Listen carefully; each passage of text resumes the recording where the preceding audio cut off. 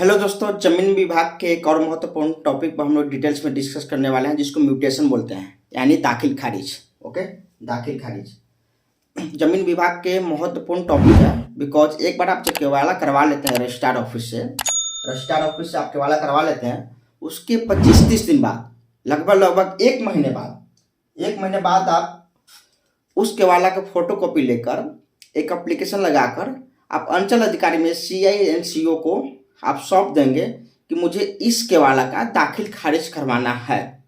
Okay, अगर कोई objection नहीं आया, मान लीजिए आपने जमीन खरीदा 5 डिसमिल, ठीक है, 5 डिसमिल जमीन खरीदा, ठीक है, और जो भी विक्रेता है उसके 2 भाई थे, ठीक है।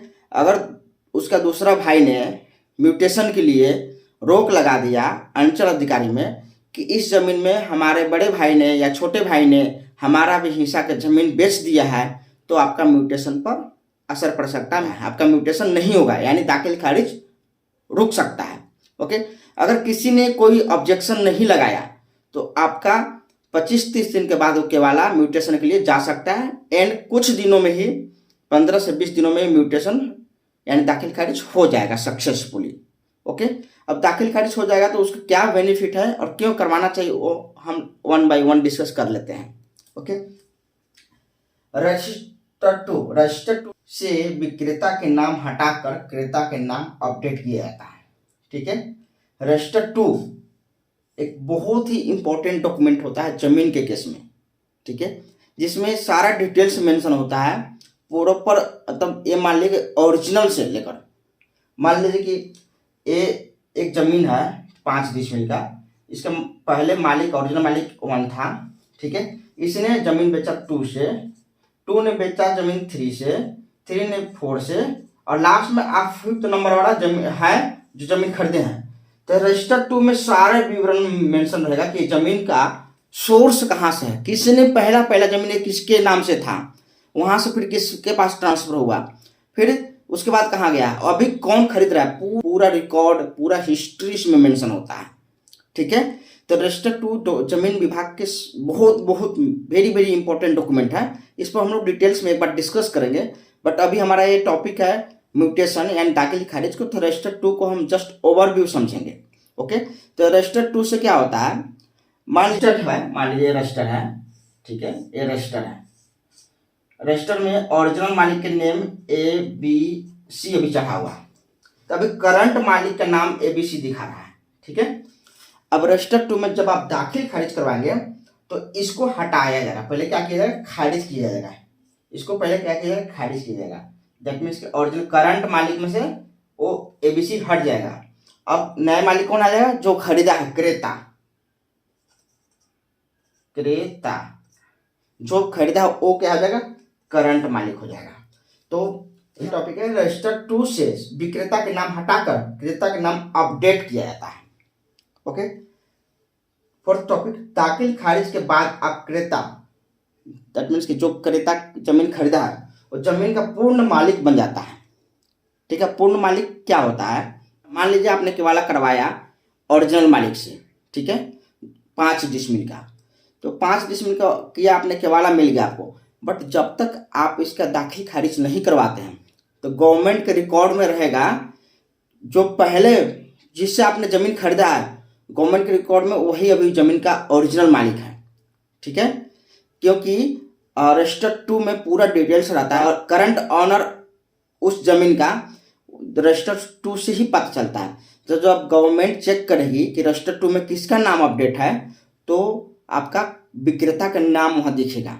अगर दाखिल खारिज नहीं करवा रहे हैं आप तो ओरिजिनल मालिक कौन हुआ, विक्रेता हुआ, ठीक है। विक्रेता अगर चाहेगा तो उस जमीन को दोबारा कहीं दूसरी जगह सेल कर देगा, और जो न्यू क्रेता होगा वो अगर आपसे पहले दाखिल खारिज करवा लिया, यानी आपसे पहले म्यूटेशन करा लिया, तो आपका केवाला का वैल्यू रद्द हो जाएगा, फिर आपको टाइटल शूट में अलग एक सिनेरियो हो जाएगा, आपको केस लड़ना पड़ेगा, ठीक है। बट दाखिल खारिज इसलिए इंपॉर्टेंट होता है कि आप उस जमीन का पूर्ण ऑनरशिप प्राप्त कर लें, इसलिए दाखिल खारिज की नीड होती है। ओके, दाखिल खारिज के बाद आप पूर्ण जमीन का मालिक बन जाएंगे। दाखिल खारिज के बाद आप खरीदे हुए जमीन की रसीद यानी लगान कटा सकते हैं, अब लगान और रसीद क्या होता है इसको हम डिटेल्स में डिस्कस करेंगे सेपरेट टॉपिक पर, बट अभी थोड़ा सा मैं ओवरव्यू बता देता हूँ। लगान जैसे मान लीजिए कि जो भी प्रॉपर्टी है, लाइक झारखंड सरकार, बिहार सरकार या कोई भी सरकार में, यूपी सरकार, कहीं भी आपका अगर प्रॉपर्टी है, ठीक है, उस प्रॉपर्टी के ओरिजिनल मालिक आप हैं, बट अगर ऐसे देखा जाए कि कौन है तो वो गवर्नमेंट होती है, ठीक है। गवर्नमेंट क्या करती है, आपको एक मालिकाना बनाकर, मालिक बनाकर आपको एक खाता number, plot number proper assign करके और उसके कुछ रसीद के रूप में, मालगुजारी के रूप में, कुछ रसीद के लिए रूप में कुछ पैसे आपसे लेती है। जैसे मान लीजिए आपका 1 एकड़ जमीन है, 1 एकड़ जमीन है, तो इसका एनुअल रसीद कुछ होगा जो सरकार को इसको मतलब लगान के रूप में देना होता है वो सरकार को पे करना होता है, राजस्व विभाग को देना पड़ता है कि मैं आपके 1 एकड़ जमीन का मालिक हूँ, इस पर मैं अपना खेती कर रहा हूँ, इसको मैं यूज कर रहा हूँ और इसके बदले में सरकार को, राजस्व विभाग को 1,000 रुपया या 2,000 रुपया, जितना राजस्व विभाग तय करेगी उतना जमीन का मालिक उसको पे करेगा। जब आप एक बार केवाड़ा करवा कर उसका म्यूटेशन दाखिल खारिज करवा लेते हैं तो आप उस जमीन के पूर्ण मालिक हो जाते हैं। फिर आप रसीद कटवा सकते हैं, सरकार को डायरेक्ट लगान दे सकते हैं। तो उससे क्या होगा कि आप सरकार के रिकॉर्ड्स में आपका नाम उस जमीन के ऑनर के रूप में प्राप्त होगा। पॉइंट नंबर 6 में दाखिल खारिज के बाद आप जमीन बेच सकते हैं। दाखिल खारिज नहीं करवाएंगे आप जमीन नहीं बेच सकते हैं, बिकॉज आप पूर्ण मालिक जमीन के है ही नहीं, तो आप बेच कैसे सकते हैं। ओके, तो मान लीजिए आपने जमीन खरीदा 10 डिसमिल और कल को सरकार यहाँ रोड बनवा रही है ऐसे, और यहाँ तक आपका जमीन रोड में आ गया, ठीक है। तो सरकार के रिकॉर्ड में जब आप दाखिल खारिज करा लिए हैं तो सरकार के रिकॉर्ड में ये जो जमीन है, जमीन का मालिक आप हुए। तो इसका जो मुआवजा होगा सरकार आपको देगी, ठीक है। भले आप केवाड़ा करवा लिए, मान लीजिए इस जमीन का केवाड़ा करवा लिए आप, अभी आपके कब्जा में है, कब्जा में भी है, बट आप अगर दाखिल खारिज नहीं करवाए रहेंगे तो सरकार के रिकॉर्ड में इसका ओरिजिनल मालिक विक्रेता होगा, और जो कुछ बेनिफिट मिलेगा वो विक्रेता को मिलेगा, आपको नहीं मिलेगा। भले आप केवाड़ा करवाए हैं, सब कुछ करवा लिए हैं, लेकिन दाखिल खारिज नहीं करवाए हैं, म्यूटेशन नहीं करवाए हैं, तो सरकार की नज़र में अभी विक्रेता ही ओरिजिनल मालिक है, आप नहीं है। ओके, और इसका लिमिट भी होता है। अगर मान लीजिए आपने केवाड़ा कराया 2023 को, ठीक है, 2023 को केवाड़ा कराया, जब आपने केवाड़ा कराया अगर उसको 2-3 महीने के अंदर में आप म्यूटेशन करवा लेते हैं तो इजीली आपका म्यूटेशन हो जाता है।